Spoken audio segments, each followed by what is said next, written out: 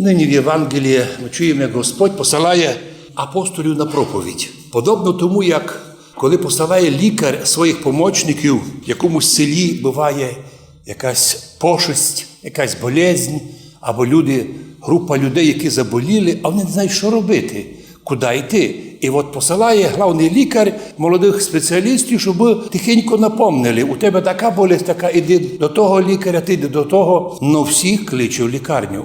Подобно тому Господь ізбрав 12 апостолів, потім ізбрав ще 70 апостолів, пізніше через рукоположення ізбирав єпископів, священників, і донині це не переривається в канонічній церкві, Бог благословляє подавати в цьому мірі людям путь в істинний храм, до істинної релігії, спасаючої, благодатної в нашій державі Україні. То є Українська православна церква, в котрій предстоятель, або впереді стоящий, блаженніший митрополит Онуфрій. І так Господь посилає апостолів і каже, в період проповіді не беріть ніч лишнього, просто, щоб у вас не отягчало.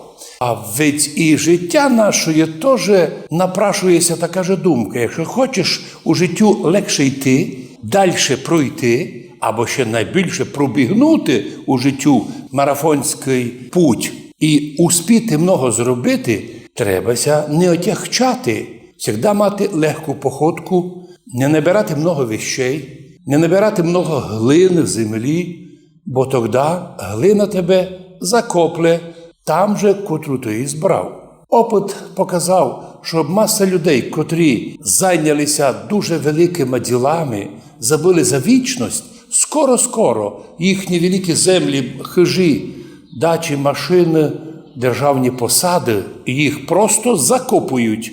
І вони вже не пам'ятають головне призначення чоловіка тут на землі – знайти путь, вернутися в Царство Божє. Многократно, коли люди йдуть у великих пещерах, так, щоб не збитися з путі, роблять собі знаки. Ту стрілочку, коли до неї прийде чоловік, вона вказує, куди йти. Якщо тих стрілок не буде, то навіть в невеличкій пещері можна заблудити. Так і стало з многими людьми в цьому мірі, котрі не познали Господа, котрі не знають тої стрілочки, указаної Богом і Духом Святим у нас діючої. Такі люди живуть в цьому мірі, кудись ідуть, як ота білка в колесі, щось роблять, кудись біжать, куди – не знають. На що то роблять – не знають. Впрочем, коли не можуть об'яснити, взагалі на що живуть. І маса людей, утративши Бога, утративши віру во Христа Ісуса, оказується, починають втратити смисл життя. І маса людей, котрі мають і хижу їсти, і роботу мають, вдруг кончають життя самогубством. Утративши Бога, утрачають взагалі весь смисл життя. Це знає історія. Поэтому в будь-якому випадку там тот народ, який хотів сохранитися як Божий народ, завжди воспитував своїх дітей у вірі во Христа Ісуса.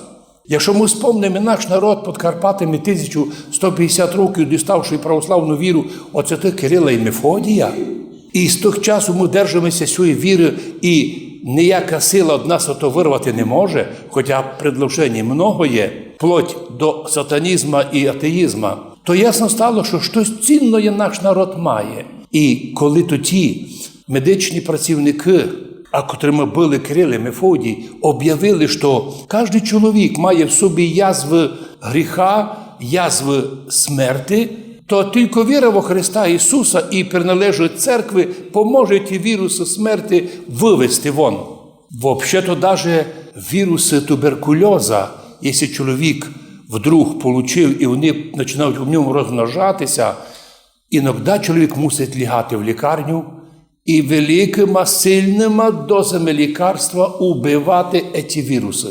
Но ведь чому і ми кожен день маємо повсякденне ісповідання гріхов, коли лягаємо спати? Остання молитва у нашому молитвослові – повсякденне ісповідання гріхов. Господи, прости мені за те, що я сьогоднішній день не встиг то зробити.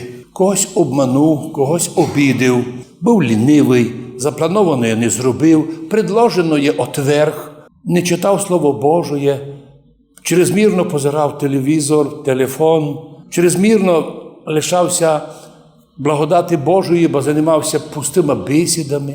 А ведь так живуть многі люди, день у день, напусто, безсмисленно. І тому, коли медичні працівники напоминають про болезнь, коли апостоли, послані Христом у цей світ, напоминають, що віруси гріха самі собою не вийдуть, віруси туберкульозу самі собою не виліковуються, апендицит, сам розорвавшися, сам по собі не зашиється, треба йти на операцію. Ведь сповідь православних людей – це і є операція серйозна. Причому чоловік, коли йде перший раз на сповідь, та боїться, не тому боїться те щось сказати. Сатана наганяє страх. Та ти би йшов на сповідь, та ти би казав свої гріхи, та то ганьба. Перед тим, коли чоловік робив гріхи, сатана внушав, та ти що? Та роби так. Ну, всі так живуть, як і ти. П'єш, гуляєш, крадеш, б'єш, блудиш. Та позирай, ти абсолютно непоганий. Ти такий ж, як і другий. Що ж тобі? Там сатана внушає не ганьбитися. І вдруг чоловік хоче і змінити образ свого життя, перестати бути тупим і бездарним всеосвітнім іждівенцем. І тут сатана йде і внушає. Но коли одного разу чоловік вирветься на сповідь, коли одного разу в чоловіка, котрого урвався апендицит, його повезли на операцію. Да, і різати приходилося, і чистити, да, коли і наркоз давати, щоб уже розразившуюся болезнь робити, но потім приходить ісцілення. Іменно ми, християни православні, похожі на тих людей, які потерпіли від ударів сатани, но через операцію, через сповіді причастя вернулися в норму. О, кілько щаслива сім'я, коли заблудивша жона вертається в сім'ю, і чоловік славить Господа. Да, він міг більше її не прийняти, але він добре знає, вона пропала би без нього. То же саме, скільки жінок прийняли блудного чоловіка. Заманився й світ простачка, цього світа простачків нині тільки много. А потім він у блуді порозумів, що то тупік. І потім з покаяння вернувся в свою сім'ю, і жона приймає.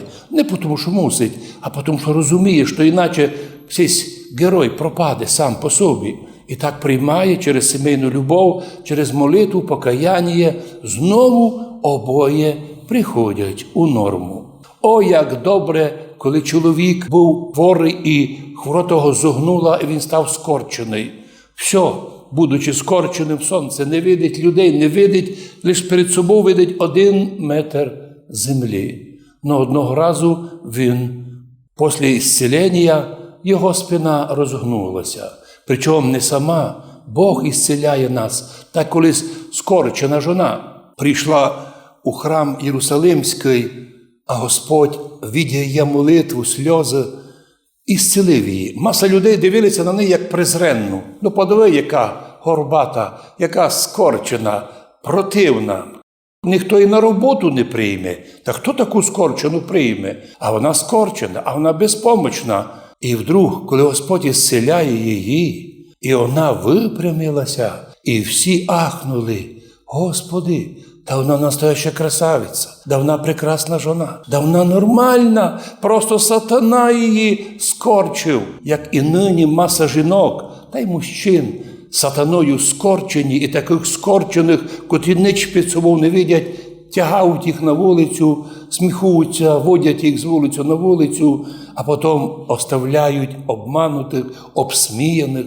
І в результаті маса людей скорчених розуміють, що треба йти до Христа. Треба йти просити у Бога, щоб розпростертися і більше не слухати дурні подсказки, а щоб піти путем світлим, тим, та вузеньким путем християнським. Бо сам Господь казав: не вибирайте ви путь ще широкий, бо його конець – блуд і пропасть.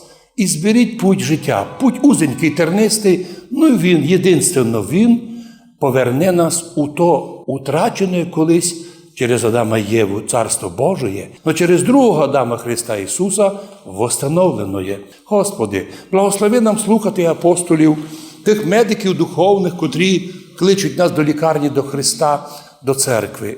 І аж ще обрящимо в собі, і знайдемо в собі язви, віруси, так не чекаємо, що вони самі собі вийдуть.